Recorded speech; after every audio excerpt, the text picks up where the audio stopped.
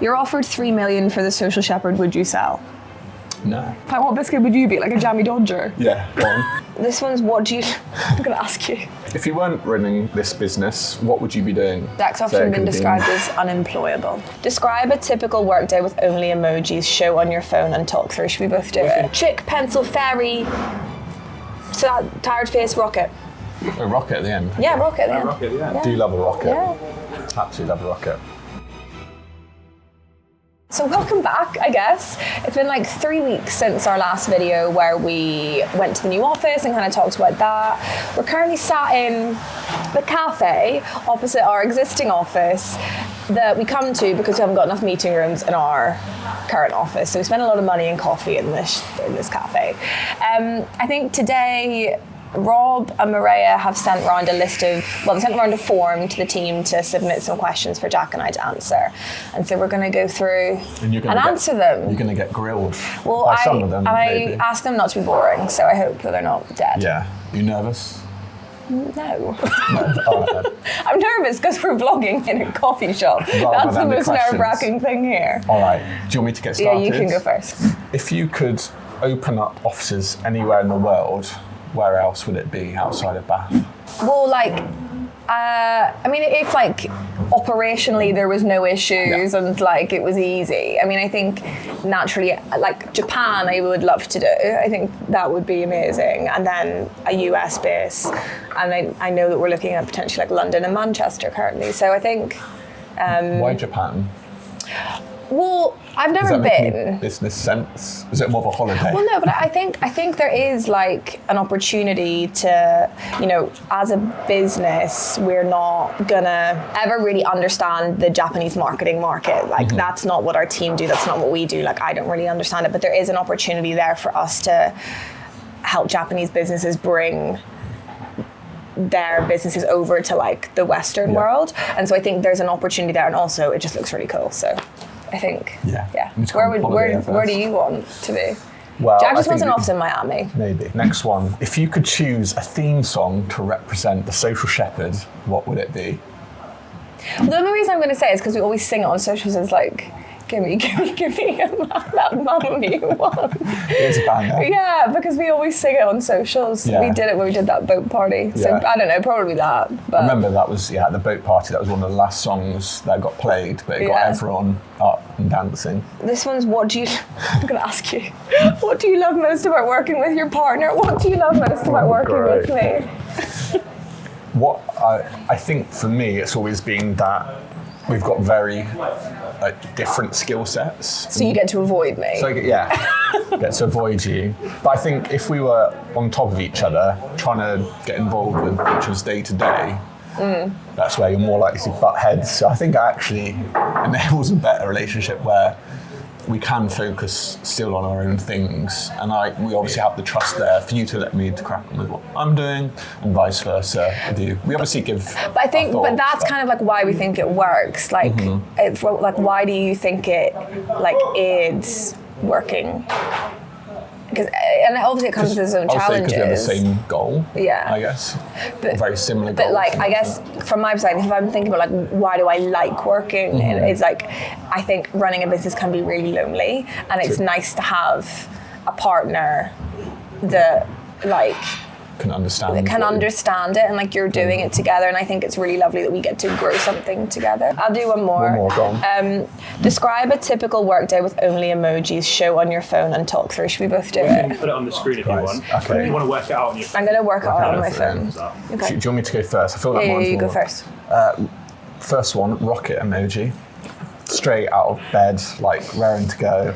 Jack is a morning person, like 100%, whereas I'm like a little sloth in the morning. Love heart emoji eyes. It's like, it's nice to see everyone in the morning type of thing. I'm happy to be there. Then it goes into the nerd face, like the glasses, that is me anyway. Then it goes to sunglasses face. Because you're walking outside for lunch. No, I'm thinking I'm cool and doing a good job. Okay. Then it goes to my favourite raising hands emoji. Right. We're cracking on. And then it goes to like the confetti party cannon type thing to finish the day. Okay. It's very positive. Lovely. Mine is like the little chick popping out of an egg. I really like that emoji. Come into the office, it's a new day, it's a new chick popping out, and then I'll write down, I've got like quite like a stringent way that I do like my to-do list in the morning, and like I'll try and tackle through like quick wins and, you know, like plan out my diary. Like my diary's quite stringently planned out, so I do that in the morning. Then I put a little fairy, because it's my favourite emoji. So then I'll just be doing stuff. And then I've put like, tend to get like a little bit of like, around like 1, 2 p.m. post-lunch, like chat to the team. I put like a little silly emoji, the little like one. And then I get really tired at 3 o'clock, so I don't need to have a coffee. So then I put the sleepy emoji. And then after I've had my coffee, I'll like rally through stuff. Round to go. Yeah, so chick, pencil, fairy, so that tired face, rocket. A rocket at the end. Yeah, rocket at the end. Rocket, yeah. Do you love a rocket? Yeah. Absolutely love a rocket. Right then, on to the next ones. So, looking back 4 years ago, did you imagine seeing yourself where you are today back then? Where do you see yourself in the next 4 years? So I always think about this because 4 years ago I was 23. Just. Oh, give me it. This Sunday, you're 28. Well, 23, about to turn 24, and I think we probably just started. We're probably like 6 months into the business then. 6 to 9 months. Yeah. And so I think then it was just us. I think Martin had probably just started working with us then. Maybe.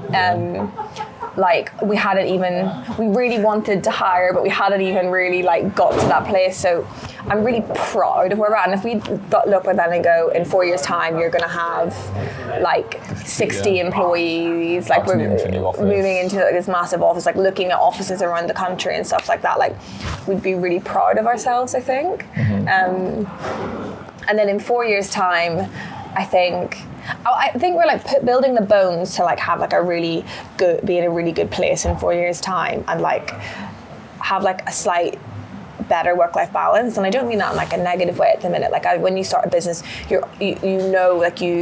anyone starts a business not thinking that at some point throughout that journey they're gonna have to give more to work to kind of like sacrifice in the short term. So I think like a bit more like balance with like a really solid like, you know, we're building our leadership team at the minute, and just I mean probably in like a new era of like life, if that makes sense. If you weren't running this business, what would you be doing? I mean, I think like my answer is probably quite like a cookie cutter. Like I probably would have moved to London and probably would be working in an agency. Yeah. But like my other goal is to open a nursery at some point, which Jack doesn't like. I don't get it. But no, I probably would be working in an agency in London. I think like I wouldn't want to run a business on my own.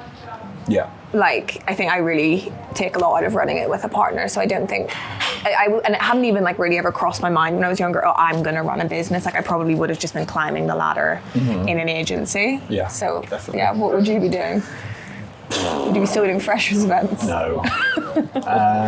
Something of my own business of sorts, but I think that can take so many different directions. Yeah. It's hard to know what that actually would look like. I've done a number of different things before. Jack's often been described as unemployable. The next question is it hard having a business with your partner? If so, what are the challenges? If not, why does it work? So I guess we've talked about why you like it in a roundabout way, but what's the hard part? Tell me then, Jack. I do tell you already, probably. The fact that that's like number one conversation. Yeah. And that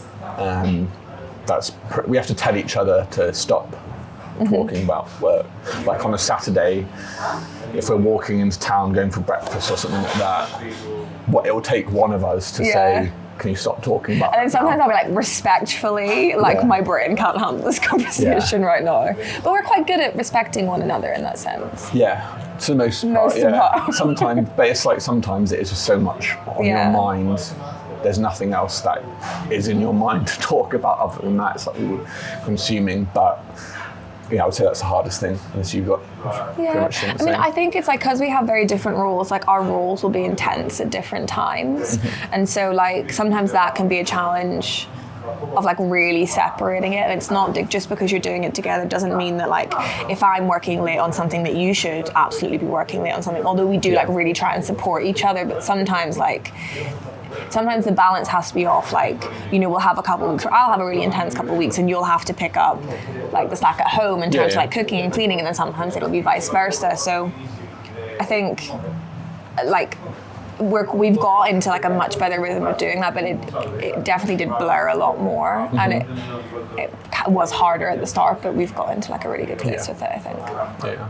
Oh, what's the nicest thing Jack has ever done for you? Let's make Zoe cringe, hee hee. I guarantee I can guess who's written this as well. What's the nicest thing you've ever done for me? This is bad. Well, it's my birthday this weekend. You've arranged a really nice little trip. You do like stuff like that quite often. I wouldn't say that you're like the most like sentimental human. Like you're not going to make me a scrapbook. No, but like you do try and like arrange like little date nights. Or like and experiences and trips, stuff like that. Yeah. We'll go with that one. Yeah, we'll go with that one. Do you want me to do one more? Go for one more. Would you ever sell the business?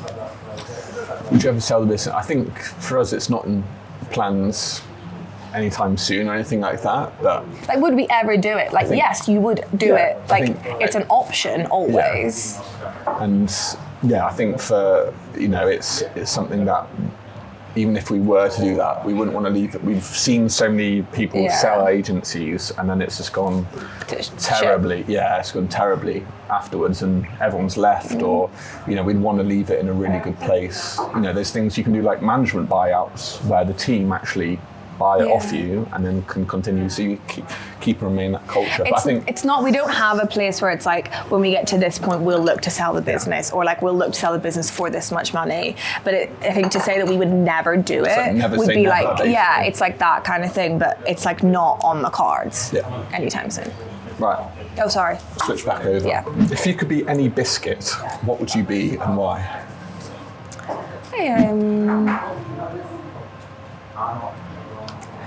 I don't know, probably like a Jaffa cake. Why? Well, because like, maybe not a Jaffa cake. Do you know what I'd be? Cake count as a biscuit though? I would say crunchy cream. So you've got hard exterior and just soft inside. Like a custard cream, Something like that. Yeah, you've got soft, like you're actually quite soft, but you've got hard exterior. Yeah. Right. What biscuit would you be? Like a jammy Dodger? Yeah, go on. I'll take that. Okay. Because there's a little heart in the middle, and you're like the one that everyone's like, oh, Jack's so nice. I'll take that. Right, fine. When you were younger, what did you think you'd be when you grow up? Ballerina. No. Did you never think? Well, I would have loved to have done ballet professionally, but I wasn't good enough for it, so that's not really plausible. I don't know. I went through a period where I really wanted to do musical theatre, and I would have loved to have done that. But like, I always kind of knew I was gonna end up doing like a similar type of thing to what I'm doing now. Actually, no. I wanted to work for like Vogue or Elle.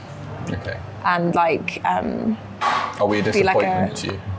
No, I'm all good. Why? What did you want to do? Be a fireman or something? Yeah, well, all I did when I was like younger, like below 10, is just play sports every day.